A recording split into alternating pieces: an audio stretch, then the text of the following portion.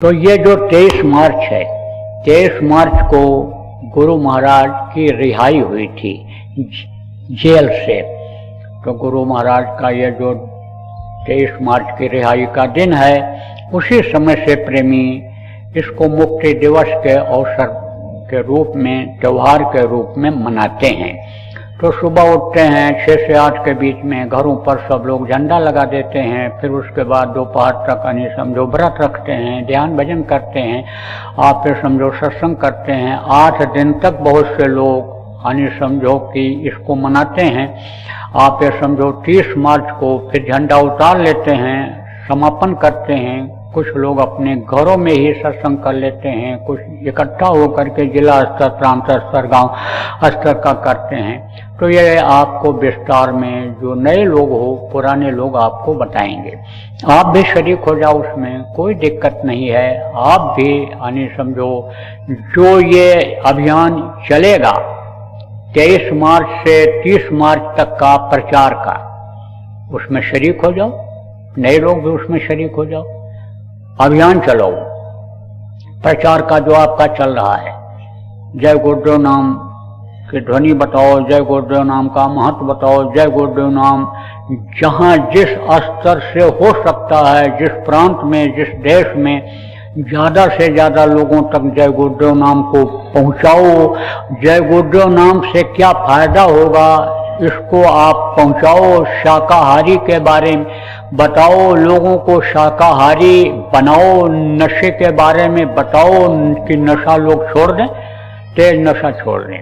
बीड़ी, तंबाकू, हुक्का में उतना तेज नशा नहीं होता है जितना नशा अफीम में, गांजा में, भांग में, चरस में, आपके हीरोइन में, स्मैक में, आपके शराब में होता है। तो आप ये समझो कि इससे उनको छुड़ाओ। तो ये अभियान चले, जहां जैसा जो कर सकते हो। कोई जरूरी नहीं कि एक ही तरह का हर प्रांत में, हर देश में, हर गांव में, हर जिला में हो। जहां जैसी आपकी संगत है, आप अपनी योजना बना लो और उसके बाद फिर साधना शिविर लगाओ। कम से कम 1 सप्ताह की साधना शिविर होनी चाहिए। नहीं अगर हो पा रहा है 24 घंटा वहां रहने का, करने का, तो यानी समझो सुबह शाम का ही लगा दो। और फिर उसके बाद जिस दिन छुट्टी का दिन हो, जैसे इतवार है तो आप ये समझ लो शनिवार है, तो 2 दिन का यानी समझो वहां पर कुछ सुनाने का समय रखो। सुबह ध्यान भजन कर लो, सुबह आप यानी जैसे रोज का है करो, और शाम के टाइम या दोपहर में जहां जैसे मौका मिले वहां जो है वो सत्संग प्रवचन करवाओ। उसी जिले का आदमी वो वहां रहेगा, दूसरी जगह से नहीं जाएंगे।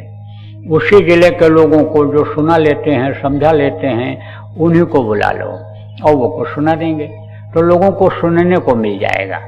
गांव में या जहां भी आपकी शिविर लगेगी, सब लोग को जरूरी नहीं सत्संगी हों, लेकिन जब इस बात का प्रचार हो जाएगा कि उस दिन समापन होगा, उस दिन यानी आप आकर के थोड़ा सुनिएगा, इतने बजे से इतने बजे तक सत्संग होगा, उनको सुनने को भी मिल जाएगा। उनके अंदर फिर जो बैठते रहे हैं प्रेरणा दे देना है। ये कोई जरूरी नहीं पूरा परिवार ही वहां साधना करने के लिए आवे, लेकिन सत्संग में पूरा परिवार आवे, इस चीज की कोशिश वो लोग करेंगे। आपको करना है कि जो साधना करने के लिए वहां जाना, तो परिवार वालों के अंदर भी इच्छा जगेगी, परिवार वाले भी करने लग जाएंगे। यानी समझो विशेष जोर आपको ध्यान भजन सुमिरन पर देना है, भाव भक्ति की बात बतानी है और भाव भर करके लोगों को परमार्थ के रास्ते पर चलाना है। इधर उधर आप कुछ देखने की और इधर उधर बवाल में, झंझट में, झगड़ा में, टेंशन में आने जाने की जरूरत नहीं है, फंसने की जरूरत नहीं है। बस केवल एक निशाना बनाना है जो गुरु महाराज ने बनाया रखा था कि हम आए वही देश से और जहाँ तुम्हारो धाम और तुमको घर पहुँचाऊना एक हमारो काम, ये गुरु महाराज का लक्ष्य था। अब आप जितने भी लोग यहाँ बैठे हो या वहीं से ऑनलाइन सुन रहे हो या यूट्यूब पर पड़ेगा उसको सुनो या पेपर में अपने संगत के छपेगा उसको पढ़ो, सब लोग इस काम में लग जाओ कि तुमको घर पहुंचाऊंगा। एक हमारा काम, हमको घर पहुंचना एक हमारा काम, हम भी अपने घर पहुंचें और सबको हम अपने घर पहुंचावें।